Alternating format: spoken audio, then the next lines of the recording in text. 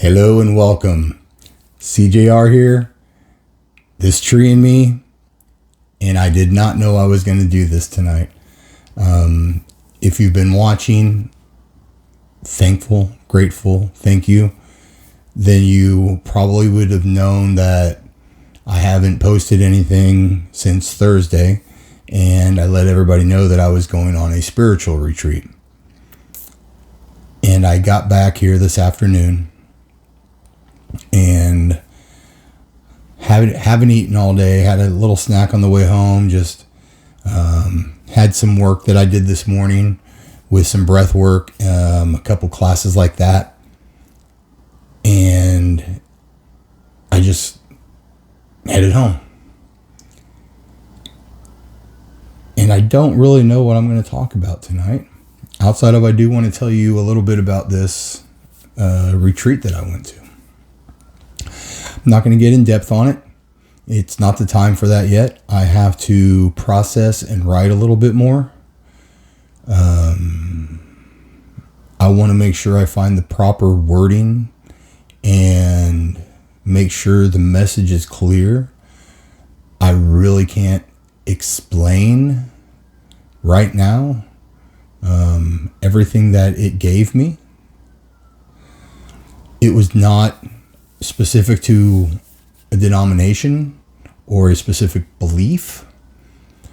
It was primarily Christian attendees that was there. Might have been just because of where we were in the world, which is fine. And it changed me in such a way that I don't have words right now. And that's the part that I don't want to get into, for the simple fact that I really have to process this. I really have to go through and write more on it. I mean, I wrote heavily all this weekend in any break that I had. I had no electronics. I turned off my phone from the time that I left and got there. Once I got there, I should say, I used it for driving and navigation and music. And then I turned it off. I didn't look at anybody's phone. There were 0 TVs at this facility. There was no blockage for me. I didn't want anything to take away my intention and my attention to what I wanted to accomplish with this. So let's talk about that really quick. What was my goal? Right now, I will tell you that just finding a couple things for me. Opening up my heart and becoming a more loving human being, a more empathetic human being, compassionate. And the other was to find my true self and the purpose of my existence on this earth. What am I meant to do? I mean, we've talked about it on this podcast a few times, or I've mentioned it, maybe is a better way to say it, that I believe this is my calling. And it's not the podcast in general. I do enjoy it. I hope I'm getting better at it. I will work harder to get better at it. But the true calling, after multiple days, and sorry for not being shaven and all that. I didn't take any razors. I didn't anything. I just took very comfortable clothes and went. Nothing fancy, nothing dressed up. Just my old kind of gear. The Adidas type stuff. The Coach.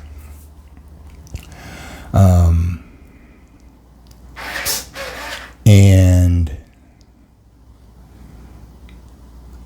so what I found out by the end, and And after meditating heavily all weekend in different forms and different fashions, the breath work blew my mind today. The way there was a Brazilian man that ran it, and I've done breath work before. This was different. Like, it's just unexplainable for me right now, and the impact that it's had on me. And along with the other meditations that I did,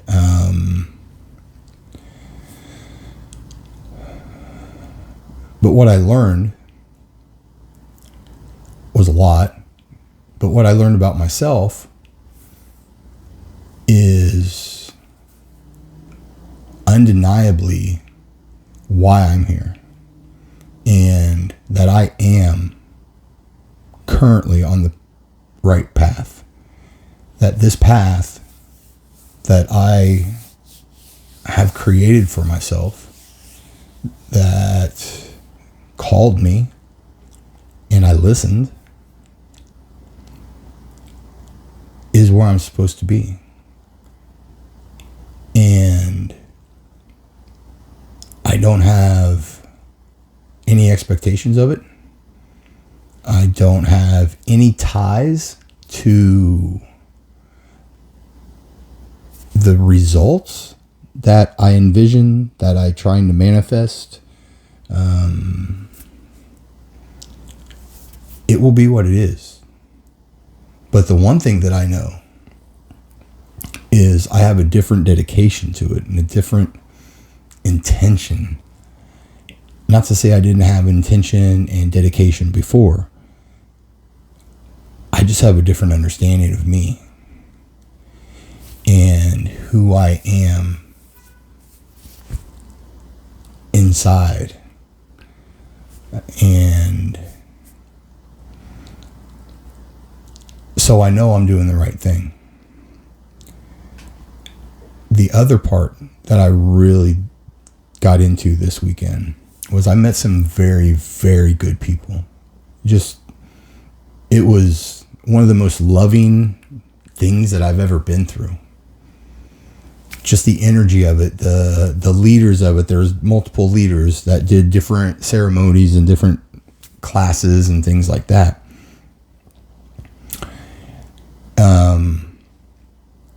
And I stayed on site. You could opt to stay on site. They had boarding there. Or you could stay at a hotel or wherever you wanted. And I chose to stay on site. And it was the right decision for me. And as we know, I don't use names and anything like that. And I'm going to try to stay as true to that as I can. One, I met a lot of people, and remembering everybody's names is kind of difficult. But for those who don't know, I have a tattoo on my inner bicep, Roman numeral 22. And when I got that, it was after my divorce. And it was a lady that we got matching, and it was 22 years since we've seen each other. It was an old high school friend. Knew her fairly well in high school, but anyway. So then that tattoo becomes all different things throughout the time. But my father died in 2022, in January 2022. We're getting ready to come up on his 4th year.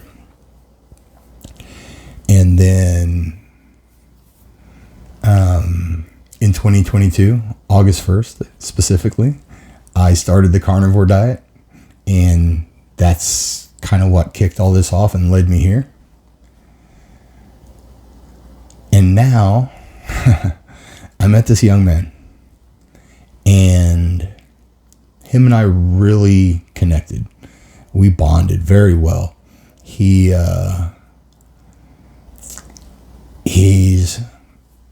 trying to be different things, but a musician is what he loves. And he played a song for me, and it was phenomenal. It was really good.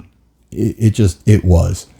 But he, just like myself and many of us, the fears of getting in front of people, being vulnerable, especially when it comes to art like this, like I'm putting my internal thoughts and emotions and things of that nature into this. And I'm putting myself at risk to have darts thrown at me. And that's okay. If that's what people want to do, that's where they're at.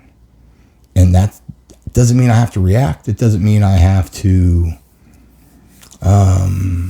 go back at him and explain why I'm doing this and all that. There's no explanation other than it makes me feel good and I want to do it and I believe I'm supposed to be doing this.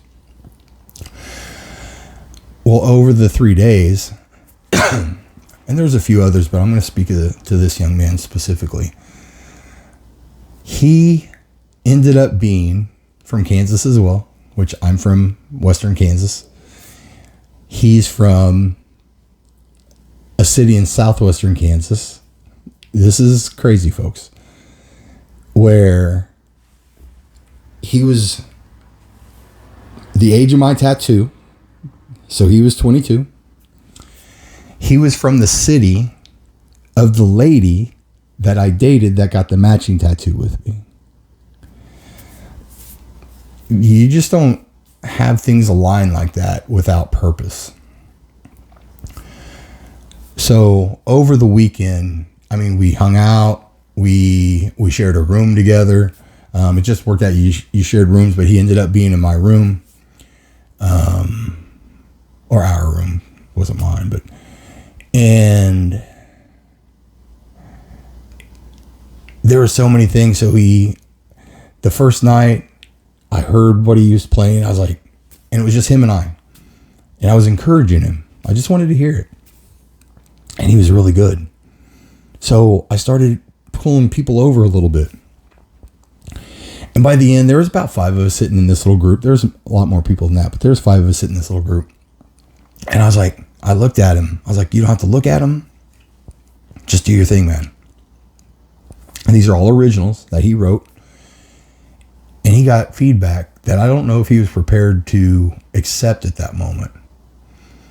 And as the weekend grew, it just kept flowering and flowering to where Saturday night, he got called up to play in front of everybody. And he did it. It was awesome to watch.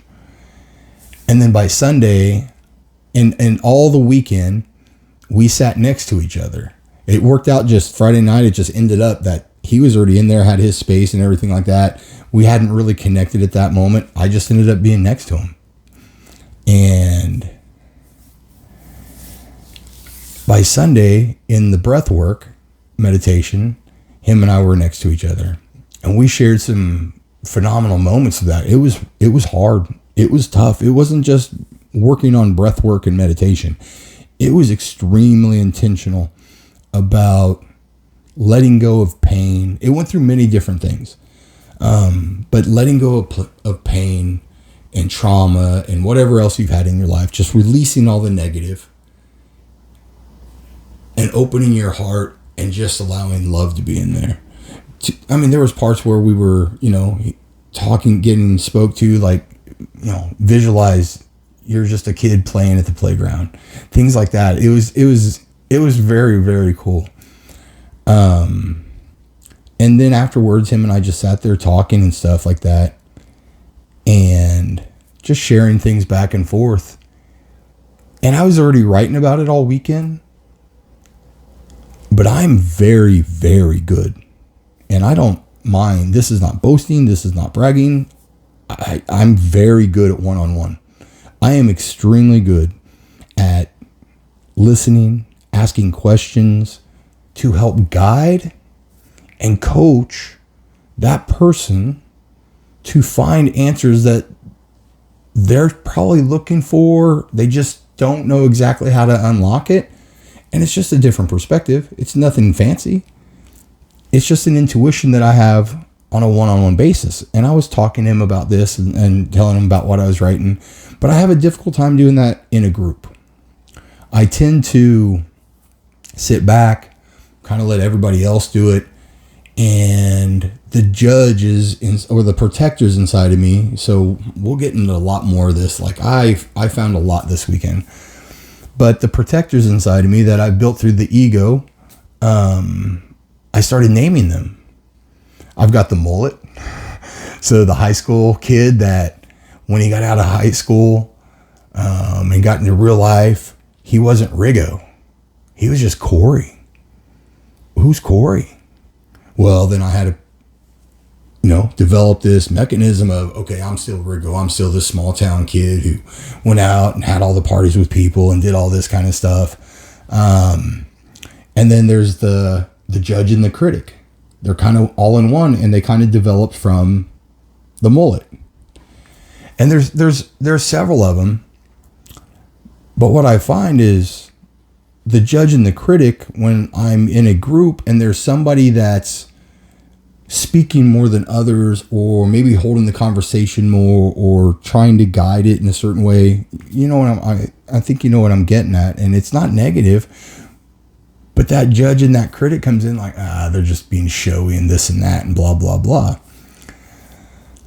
So I tend to just judge it that way. So that way I can prop myself up and not be vulnerable to put myself out there and do what I do. And he looked at me and he's like, you are a great mentor to me. I have learned so much from you this weekend. And that, it just brought a lot home for me. And so we've exchanged numbers, and there's several others that I've exchanged numbers with, and most of them are younger. There's a few that are right around the same age or just a little bit younger. And with the same thing, I had so many one-on-one conversations with people, and just found myself just helping, just being present and showing kindness. And when asking questions, doing it in a way and using my words as well of saying, hey, you don't have to answer anything. This is just kind of like what I really enjoy doing. And this is kind of what my vision in my life is. So you don't have to answer anything. But the one young lady, she was like, no, I normally do not feel comfortable with people. But she's like, I feel completely comfortable with you. And we just had a great conversation. And we talked about all kinds of things, her husband, her kid, like family, her generations, that how she got to where she is and what all this stuff. And there's a few others like that. And then there was a few others that came up to me that I wasn't expecting to, that at the end was like, hey, dude, can I get your number? Because I want to keep in touch with you. So it kind of facilitated the mindset in me that, yeah, wellness coach, that's it.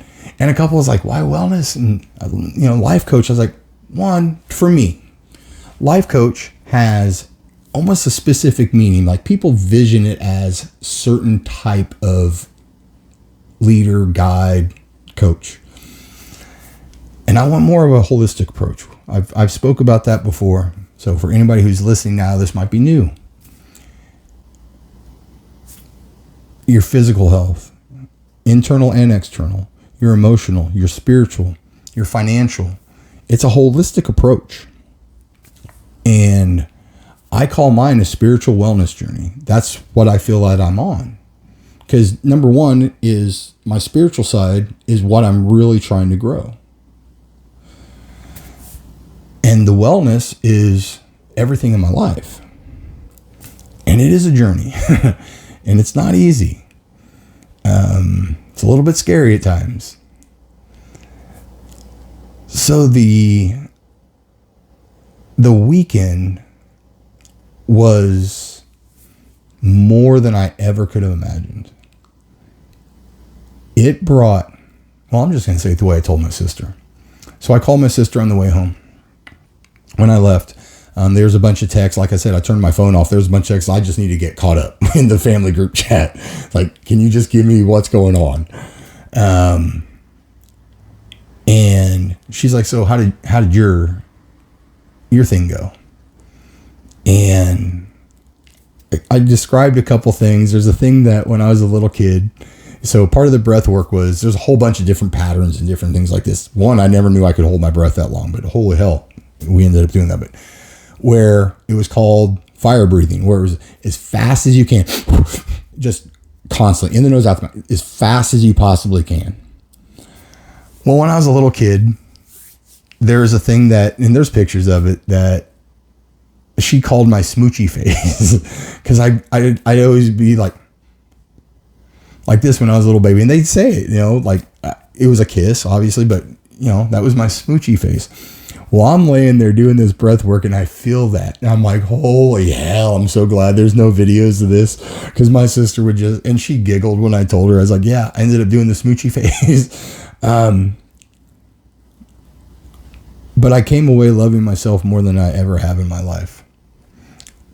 Maybe when I was 10 and younger, before everything started getting crazy.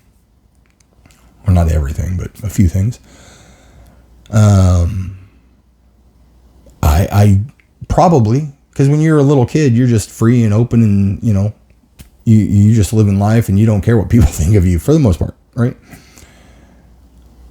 I can't explain how much this did for me, and not having the distractions of the phone and all that kind of stuff, because I really thought about it, because everyone, not everyone, but almost everyone had their phones, and they were doing different things, and then we go into meditation, they turn it off, put it away, and then we go in and do our things. And there was almost a time that I got on and posted just some quick updates and things like that, and I was like, no, that's not what this weekend's about. This weekend was not about this. This weekend was not about me teaching and guiding and helping outside of myself. To give myself enough self-love, compassion, and grace. So those are my 3 intentions for the whole weekend. What ended up being. As it went on, every time we went into a different class or whatever, you had to have an intention of what you wanted to get out of that class. And that was my 3. And it was for myself. And in the understanding that I would have enough abundance to give others. If you remember the one podcast, maybe the last one or the one before, where I talked about the lady was talking about having tea in a teacup and a saucer underneath, and you overflow it so you can feed yourself from the saucer, and you can feed yourself from the cup, and you have such abundance it flows over to the saucer, and you can feed people from your saucer. So it was kind of that mindset. But it had to start with me. I can't give that truly, honestly, fully, unless I give it to myself. And as I'm sure a lot of us can understand, that giving yourself praise, giving yourself love, it's not very natural. If you have that naturally, God bless you. Honestly, that's a hard thing. But I found out how to do that even more so. I've been doing a very good job of this, but I thought that I was at a point that this weekend showed me there's a lot more work, and showed me that, okay, this is where you can go. I was getting there, but this took a leap, y'all. The other thing that I want to kind of clarify and just talk about, because I've had people ask me, I was brought up Catholic. I have no Catholic guilt and shame and all that nonsense. I was an altar boy. No jokes on that. It was great. There were some great priests that I remember and really enjoyed. Father Carl was one of them. He had this little box of these little things. When he did his sermon, he'd bring out little, almost like a Carrot Top. Think of Carrot Top as a priest. He wasn't like jokey, goofy like that. He had his little things, but it was, or Father Kramer. Sorry, I said Father Carl. Father Kramer. He's just one of them. But anyway, and I don't practice Catholicism any longer. It's not that I don't believe in God. I don't believe in Jesus. I do. I believe Jesus was a great prophet. There's many great prophets in the world, and of other beliefs and things. What I found out, and we've kind of talked about this, and people have asked me, and I was trying to be a universe guy for the longest time. Well before this, not this journey has just been, okay, I just want to find who I am and what I am. So before that, I always wanted to fight back against it and not talk God and speak about God and things like that. So what became comfortable to me is saying God of the universe. That encompasses everything that I'm studying, believing, feeling. And you can place that God in any form and fashion that you want. You can put it in whatever context that your belief system is. I have no set way of thinking about it, but I know that there's greater powers than us. Whether you want to call it universe, God, there's an energy that flows through all of us and connects all of us. And no matter the faith, it's all from love. And that's what every belief system that I've studied so far and spoke to people about, everyone's saying God is love, or the universe is love, or you are love, or whatever it is. All right, well, if we're all love, and we're all searching for love, and trying to live through love, then why can't it just be okay to have that as your belief system? Or the context of how you believe. What you call it doesn't matter, is what I'm trying to get at. So the easiest thing for me is God. I was brought up in Christianity, and it's just a very easy way for me to contextualize it within my thoughts. So there's that. And that came this weekend. And I became comfortable with it this weekend. Let's say it that way. There was just so much, guys. I really can't explain exactly what all it did for me. Because like I said, I have to sit and I have to concentrate on it, and I want to write about it more, and I want to meditate on it more. And I want to keep judgment and keep my opinions out of it.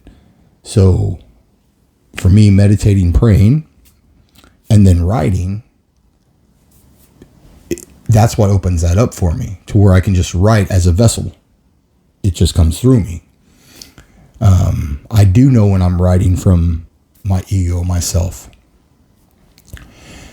And it's completely different, especially when you read it back. It's completely, and even when I speak, I hear it. I know when I'm speaking from not a true place. So I need to do more work on that before I really delve into this and fully explain what this weekend did for me. I wasn't going to do this today. It wasn't in me. But when I got home and I ate a little bit, which I shouldn't have ate wings after not eating all day and being on a completely healthy diet. I took a lot of things out of my diet going into this, so that way the meditation and the prayer sessions and all that would not have digestive issues and things like that.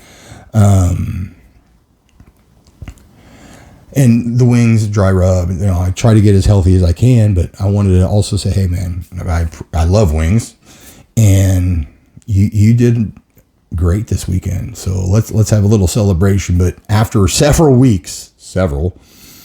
months actually, of really fish and chicken and vegetables, sweet potatoes, that's about it. Eggs. Yeah, wings probably weren't the best idea. But anyhow, so I was doing that. I was watching some football, just trying to get away from my mind. Then I got up and I started doing something. I took my nightly supplements that I take for sleep.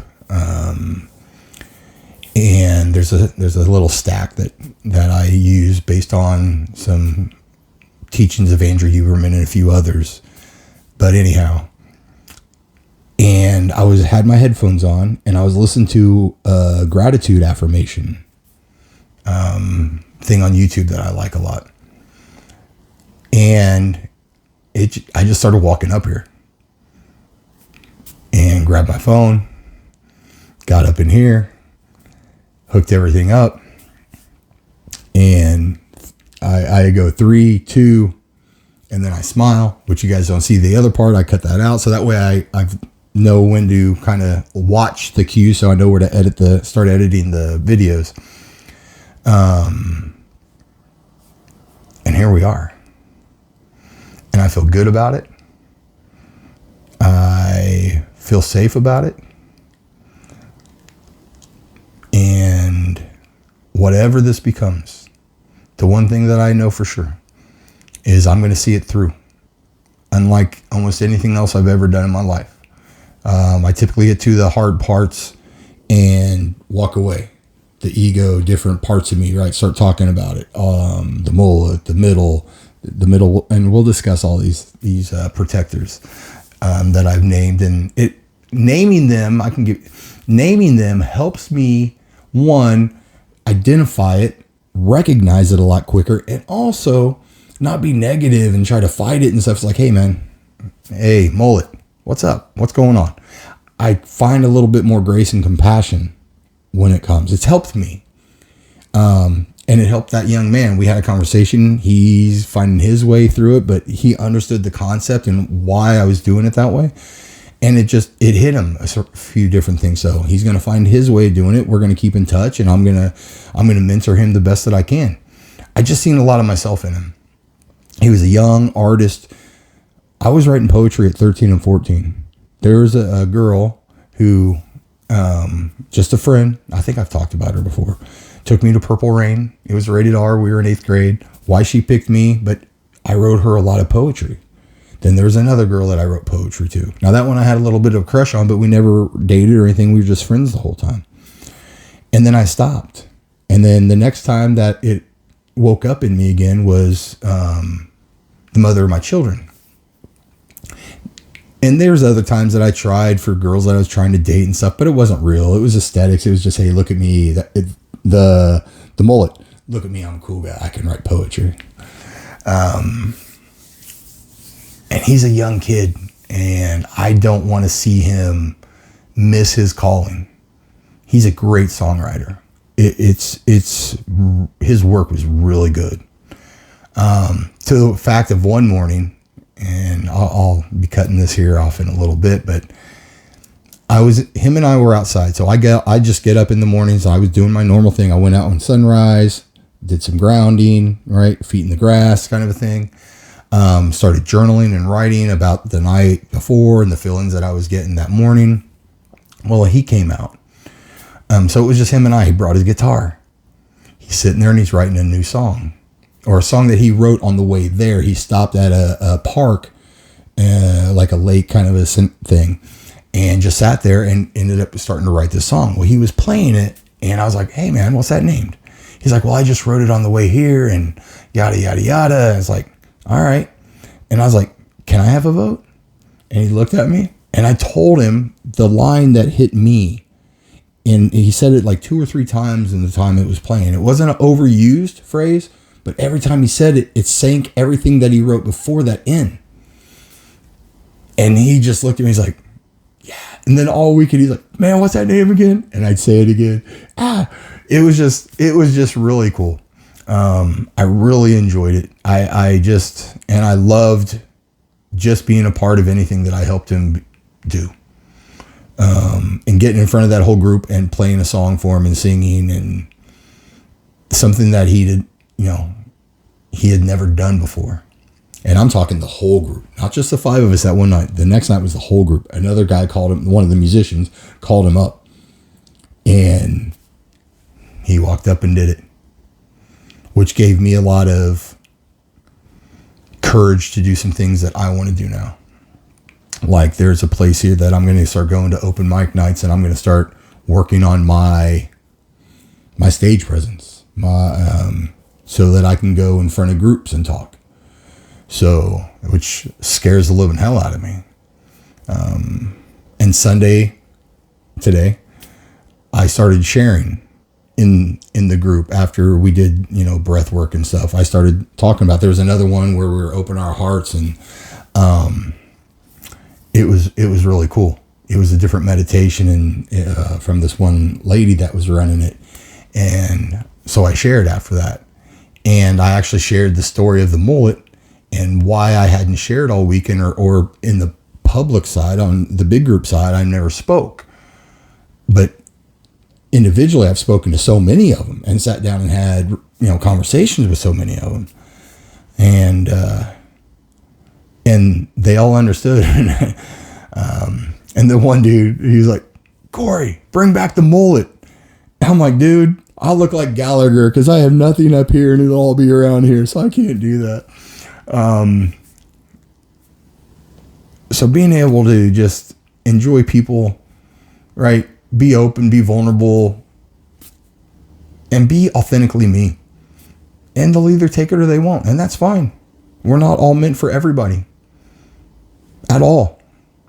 There are people that will not resonate with you and will not enjoy you or see a reflection of themselves in you.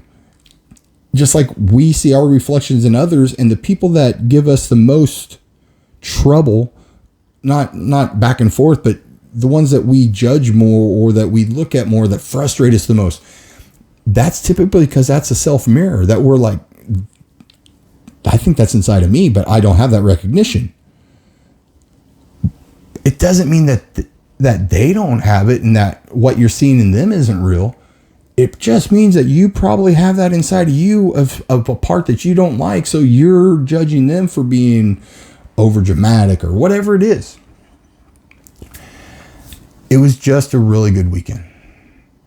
And I'm proud of myself for going. I'm grateful that I made the decision to go. And it was a big step for me. There's going to be a lot more to talk about with this. And it's going to continue building where I'm wanting to go and what I wanted to do, and open up paths and channels that maybe I didn't see prior, which it already has. But I feel completely different. When I got back, I'll share this really quick before I go. When I got back and I was going to get my wings, I went to Buffalo Wild Wings. I ordered them on the way there and went to pick them up. And I walked inside, and it was loud and noisy and congested, and football was going on. And I started feeling it. Boom, boom, boom. It started really, oh my, this isn't comfortable for me. Because I just had a whole weekend of peace and calm and meditation. And and then, so I was like, ooh. So then getting home and all this, and I still felt it, and I felt it. So that's when I lit a couple of candles that I have, one that I use for compassion and one that I use for joy and happiness. And that's when I put the headphones on, turned off the TV, said I'm done. I don't need to watch the football. I can see a score on ESPN. I don't need to watch it. And started listening to that gratitude and ended up sitting here. It's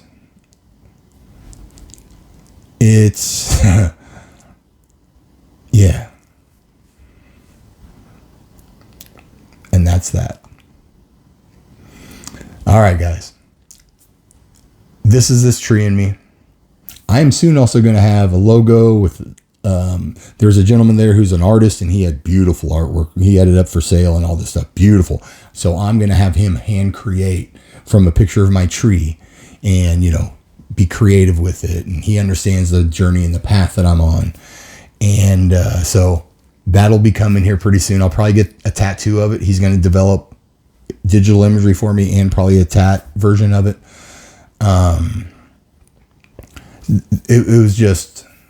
It was an awakening weekend, that all the work and all the stuff that I've done leading up to this, there were so many things that came up from things that I've already done that showed up here, like, that's crazy. That I had this dream 3 days ago, and this guy over here is talking about it. Like, it was crazy. Everything, when you're working from your truest self and you're open to just letting things work through you, doing your best, being intentional, it's amazing how things just start showing up. And I learned that heavily this weekend, including showing up for myself. So again, I am CJR. This is This Tree in Me. And we will drop another episode next Sunday. I don't know what it's going to be about. I will work on that tomorrow and Tuesday. Wednesday, we will have Blessed and Grateful Wednesday as normal. I hope to start doing the Morning Minute and Evening Calm, where I just encourage everybody to have a minute of silence and, prayer and meditation first thing when they wake up and right when they go to bed. So I'm hoping that I'll get in that rhythm again tomorrow. I don't know what tomorrow's going to look like. I took off a few days knowing that when I got back, I'd probably need to rest a little bit and just process everything that I went through and not go right back to the rat race. So we'll start putting some more stuff out, and we'll get the website developed a little bit more, and we will work on some kind of newsletter-ish thing, if you will. I'll probably do it from the website. I thought about Substack, but whatever that ends up being, it will start coming out. It'll just be like a weekly writing of thoughts and hopes for people and myself and where I'm at or where I would love for people to have a conversation with me about and things like that. So I am extremely grateful for being able to sit here and look into that camera and connect with you. And I hope that every time I do this, I help somebody in any way, shape, or form, and that I'm a part of their journey somehow. And I've played some sort of role. I don't have to be the lead character. I don't have to be the guy who knows it and the guru and all that. Just be a part. Just help. I love you all. Be blessed.